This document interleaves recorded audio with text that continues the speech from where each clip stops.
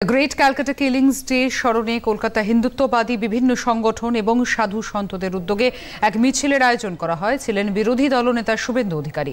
College স্কোয়ারে অস্থায়ী মঞ্চ থেকে বিরোধী দলনেতা জানান, এই ঘটনার ইতিহাস ভুলিয়ে দেওয়ার চেষ্টা করা হয়েছে।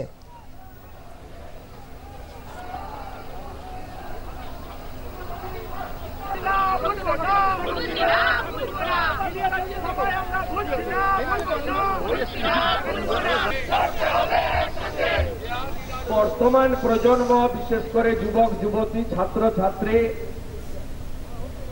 আমার তো বিশ্বাস অধিকাংশ লোককে জিজ্ঞেস করলে the great Calcutta killing day কেন কি কেউ বলতে পারবেন না।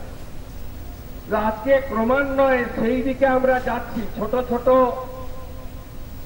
দ্য গ্রেট ক্যালকাটা কিলিং ডের মতো ঘটনা মোথাবাড়ি, ধুলিয়ান, শামশেরগঞ্জ, মহেশতলায় আমরা দেখতে পাচ্ছি বা দেখলাম।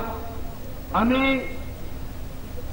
আজকে আমার মনে হয় যে সূচনা আমরা সনাতনীরা একত্রিত হয়ে হাইকোর্ট থেকে অনুমতি আদায় করে নিয়ে করলাম, এটা আগামী দিনে পথ দেখাবে এবং বর্তমান প্রজন্ম, আগামী প্রজন্ম যাতে আর একটাও দ্য গ্রেট ক্যালকাটা কিলিং না হয়, তার জন্য আপনারা সবাই ঐক্যবদ্ধ হবেন।